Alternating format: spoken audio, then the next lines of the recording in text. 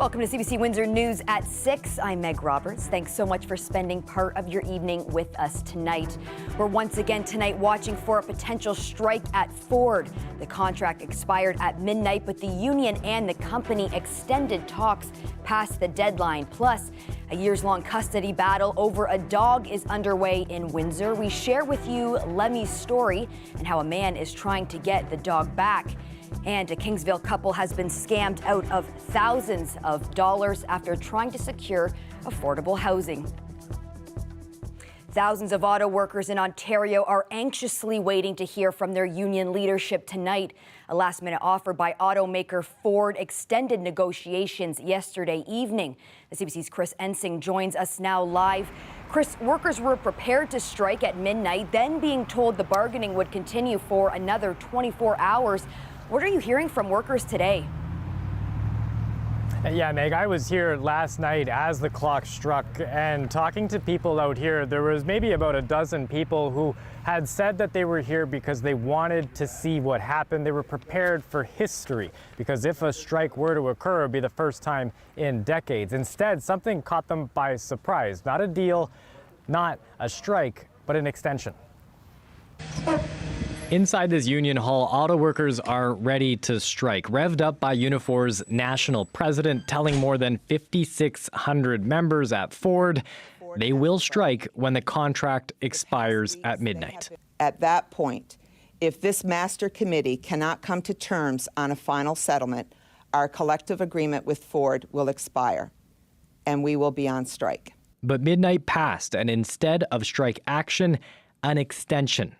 Our employees are all ready to go. To be honest with you, they were a little upset that they didn't go out, but I'd rather see them a little upset about not going out and then ending up having a paycheck for this week and going forward.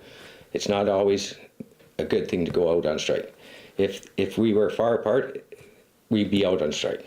Darby McCloskey does not take job action lightly. He's helped hammer out collective agreements in the auto industry and has found himself on the picket line before when Ford workers last went on strike 33 years ago. Obviously, for them to put out a 24-hour extension, there must have been a significant offer. I have no idea what was offered or what was put on the table. For our bargaining committee to say we need 24 hours to sit down with the company over this offer, it's got to be something that is going to be good for all employees. Expectations are high. The deal Unifor makes with Ford will set the pattern for 14,000 employees at General Motors and Stellantis. Labor experts say auto workers are watching what's happening in the United States closely.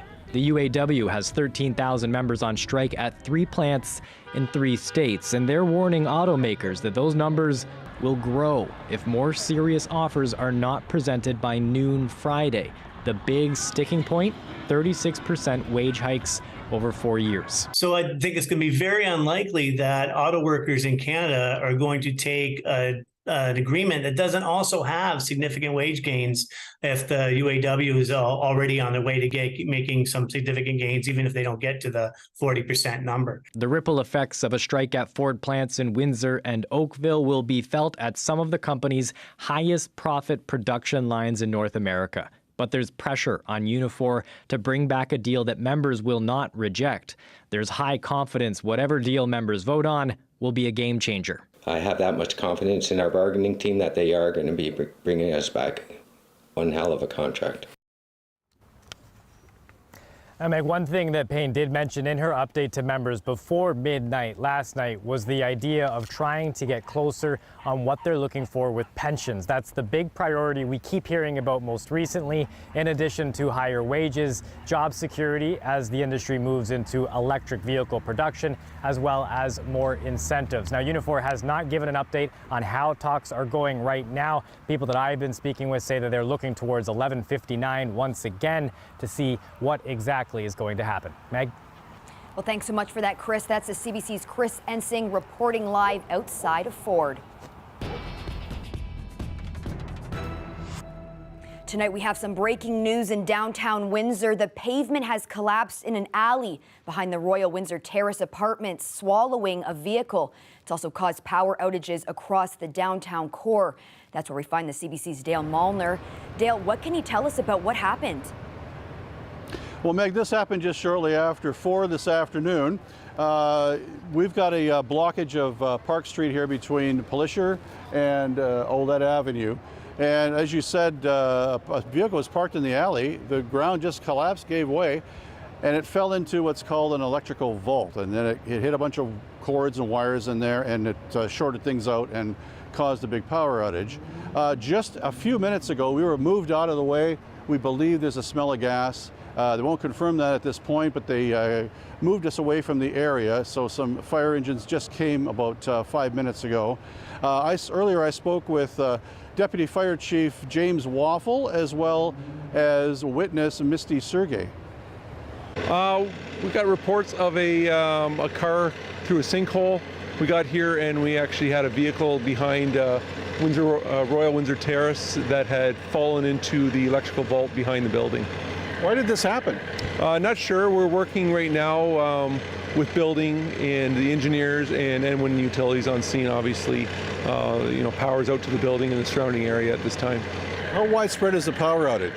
We're not sure. We don't have a full assessment of the entire neighborhood, but and we'll be on scene working to try and restore power to the neighborhood, and could be quite a bit of time before they get it back to the building. But the building is working right now on generator backup. They have emergency lighting going on. They have one of their elevators is working, and they have working fire alarm and sprinkler system, stuff like that.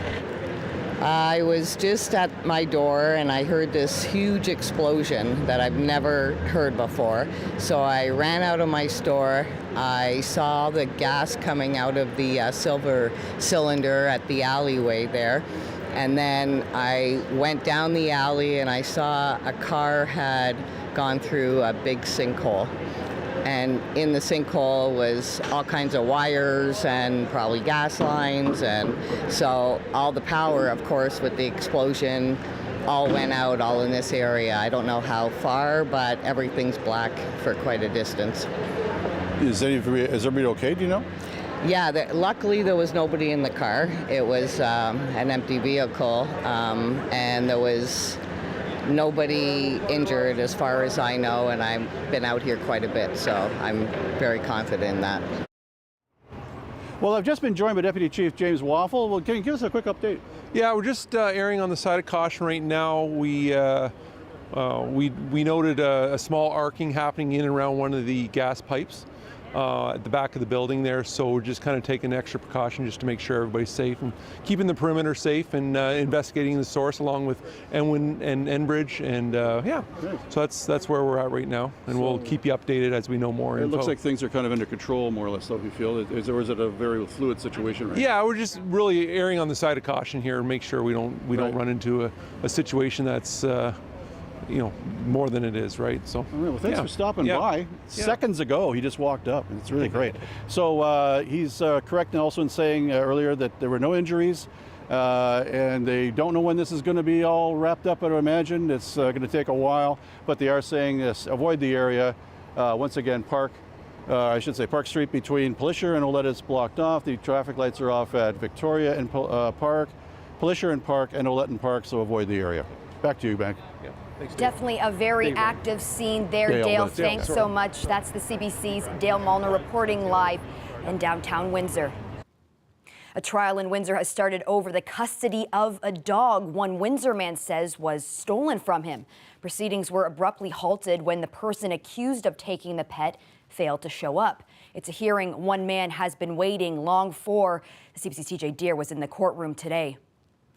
Greg Marentet first lost his dog Lemmy when he hired a dog sitter to look after Lemmy. Soon after, he says the sitter refused to hand over Lemmy. That was in 2016, and Marentet says he still hasn't been reunited with his dog. Marentet says he's taken the sitter to civil court multiple times over the past 4 years. However, the sitter still hasn't returned Lemmy to Marentet. Today's hearing was supposed to be the beginning of the first case in criminal court, with the Crown charging the sitter theft under $5,000 and disobeying a court order. But the trial essentially ended before it even began, as the sitter failed to show up to court and defense attorney Robert DiPietro being unable to explain why. Ontario Justice Scott Pratt issued an arrest warrant for the sitter and adjourned the court after just a few minutes, shocking Marentet and a few of his supporters who were in attendance. I just hope it's not so late that I get a week left with my dog and that's it, you know. But this dog means more to me than it ever did to her. So to me, it's just selfishness and obsession. DiPietro says he hasn't heard from his client in the past 6 months and that he has no idea where they are. Although the bench issued the arrest warrant, no future court appearances have been scheduled yet. It's an upsetting conclusion for Marentet, as he has no idea how long he'll have to wait to get Lemmy back. TJ Deere, CBC News, Windsor. A Kingsville couple is out thousands of dollars. They're the latest victims in a scam police have been warning about for years. CBC Windsor's Dalton Chen brings us that story. 77-year-old Kingsville resident Wayne Isaac doesn't consider himself easy prey for fraudsters. But he and his wife learned a hard lesson when they recently became victims of the rental scam. Now the Isaacs are out thousands of dollars, and they want to warn the public, you're not too smart to be scammed. Well, normally I'm not very susceptible, but I let my guard down on this one and it wound up costing me. The rental scam involves the scammer posing as the landlord of a property, taking the money of would-be tenants. 4 weeks ago, Isaac and his wife responded to a listing of a Windsor house for rent on the site rentboard.ca. The person behind the posting only communicated with the Isaacs via email, claiming to be out of the region on church business. In truth, this supposed landlord had no connection with the property. You always want to verify the information of any rental properties. There's a shortage of rentals available out there. This is where scammers are taking advantage of it. And they're using that urgency to get them to pay money up front without doing their due diligence. Isaac completed rent documents and e-transferred first and last month's rent, a total of $3,000. The fraudster wanted more. That's when Isaac realized he was being scammed. To me, it's pretty low down. It's like any of these scams. Most of them are after people in the 70-plus age group, and they're the hardest hit. The Isaacs say they may have ignored the red flags because they were so eager to move to a new place. They've been living in temporary accommodation since March 2021, when they lost their Essex residence in a house fire. Their current place has a 14-step staircase that they negotiate daily. We definitely have to find something else. Every day it gets harder to climb the stairs. Isaac says he knows the chances of catching the scammer and recovering his money are slim to none. Dalton Chen, CBC News, Windsor. The murder trial into the deaths of 4 members of a Muslim family in London heard from the defense today. Members of the family were killed when they were struck by a truck in June of 2021. The accused told London police he ran over them on purpose and, in his own words, called it terrorism. Now the defense is calling into question whether that statement should be considered reliable. Thomas Dagla has the latest. At Nathaniel Veltman's trial, the jury has been shown hours of video of the accused in London police custody after his arrest in June 2021. That video has now been released publicly, showing Veltman sleeping on a concrete slab behind bars and being taken into an interview room to face questions twice, first at 1 a.m. and then again at 10 a.m. Defense lawyer Christopher Hicks has been highlighting to the jury the conditions of Veltman's detention, and the judge has told jurors the issue is not whether the police conduct was fair, but rather whether the conditions of Veltman's detention affected his state of mind or the reliability of his confession. Now remember, Veltman laid out to a detective that he was set on killing Muslims, and he explained how he'd become radicalized by consuming far-right conspiracy theories. The court has been hearing from Detective Micah Bordeaux, who interviewed the accused after the truck attack that killed 4 members of the Afzal family and seriously injured a young boy. The defense has pointed out the accused admitted to taking magic mushrooms and to feeling depressed and, in his words, gross before the attack, again calling into question whether Veltman is to be believed when he's heard confessing to police. In that video released by the court, Veltman is seen wearing a t-shirt with a spray-painted cross, meant as a nod to religious wars between Christians and Muslims. An officer is also seen handling the helmet and bulletproof vest that the accused was wearing when he was arrested. Veltman has pleaded not guilty to terrorism-motivated first-degree murder and attempted murder. Testimony will continue later this week. Thomas Daigle, CBC News, Toronto. Prime Minister Justin Trudeau says he's not trying to provoke India in the wake of explosive allegations. Trudeau announced yesterday that Canadian security officials say there are credible links between the government of India and the killing of a Canadian Sikh leader. CBC's Marina von Stackelberg has the latest. The Prime Minister says Canada will make sure those responsible for the murder of a Sikh Canadian will be held to account. India and the government of India needs to take this matter with the utmost seriousness. We are doing that. We are not looking to provoke or escalate. We are simply laying out the facts as we understand them. Trudeau says intelligence officials have credible evidence linking agents of the Indian government to the murder of Canadian citizen Hardeep Singh Nijjar. He was shot to death outside this Surrey Gurdwara in June. Nijjar was an outspoken critic of India's government and supported an independent Sikh state. Hardeep Singh Nijjar had publicly mentioned the threat to his life for months. National Muslim and Sikh organizations say they are not surprised the killing is being linked to India's government. They say it was only a matter of time before something like this happened on Canadian soil. And there are a number of Canadian Sikhs that have been identified as having a threat to their life, and we are asking for the government of Canada to provide protection for these Sikhs in Canada. I mean, in Canada, if you cannot have an opinion about another foreign government without having to worry about walking outside and worrying is there going to be a foreign agent that's going to gun you down in the streets, what's going on? India's government denies any involvement in the shooting. The NDP want the public inquiry into foreign interference to investigate India's actions in Canada's affairs.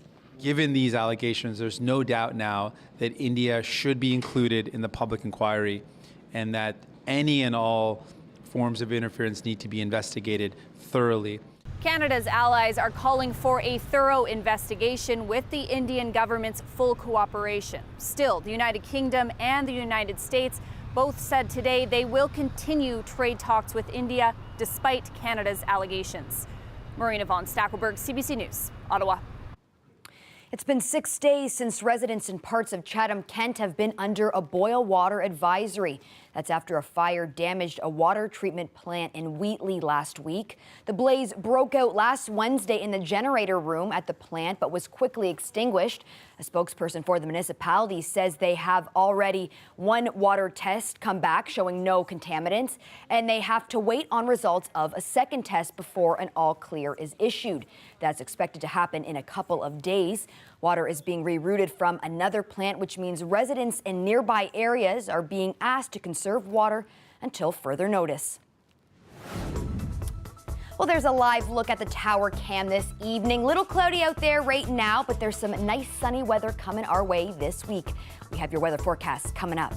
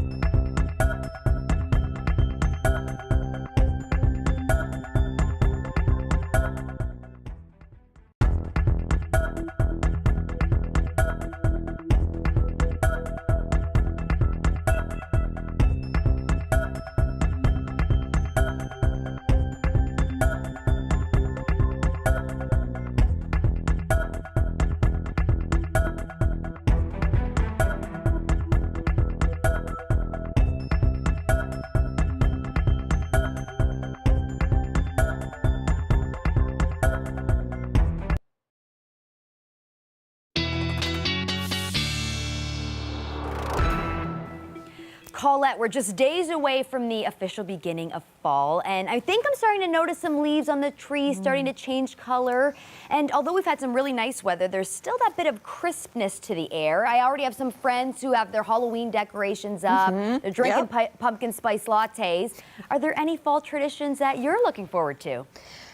You know, I'll tell you, Meg, when I was young, I loved fall. Like, I just loved it because it meant back to school and all those things that I looked forward to.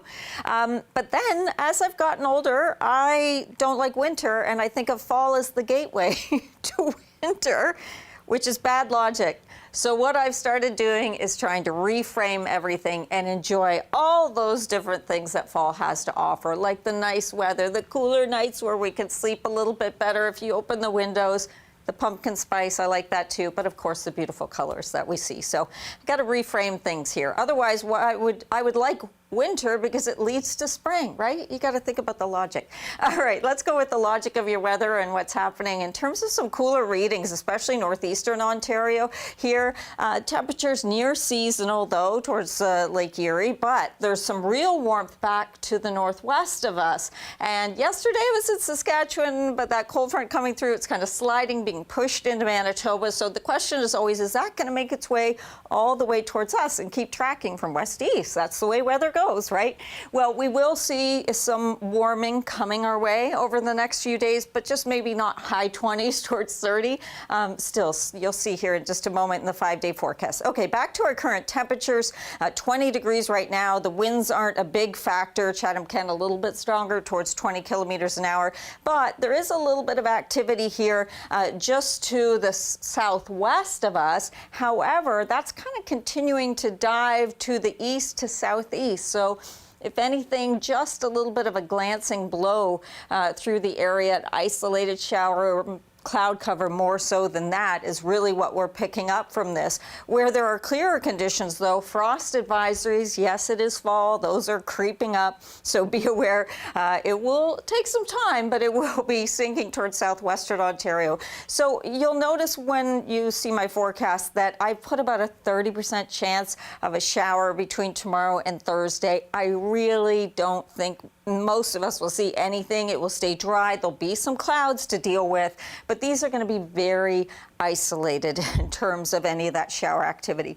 Overnight tonight, we're going to be seeing that temperature around 11. We'll have that cloud deck in there, and then towards morning, we drop towards 9 degrees. We'll see some of that cloud breaking up, so kind of variable skies through the day on Wednesday. 20 for the high.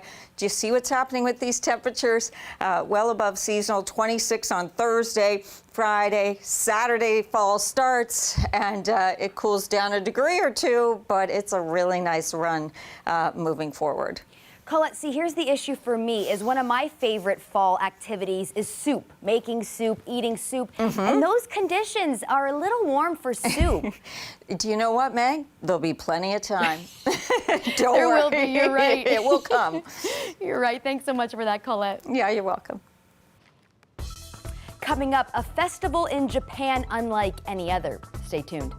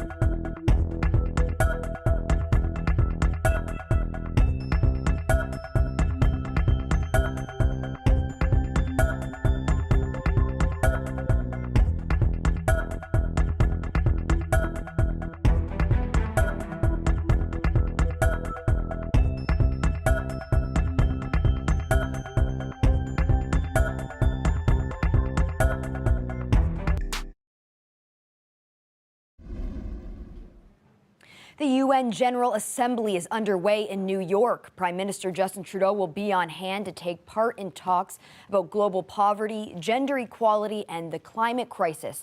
Today, U.S. President Joe Biden said the world must remain united in defending Ukraine against Russian aggression. Russia alone has the power to end this war immediately. And it's Russia alone that stands in the way of peace. Ukraine's president is speaking in person at this year's assembly. He'll visit Canada and speak to Parliament on Friday. There are some notable absences at the UN meeting. Chinese leader is not in attendance. Neither is Russian President Vladimir Putin. The leaders of Britain and France won't be attending either. Well, it's a day of thrill rides and excitement at a festival in Western Japan. The main draw, huge floats that race through the city.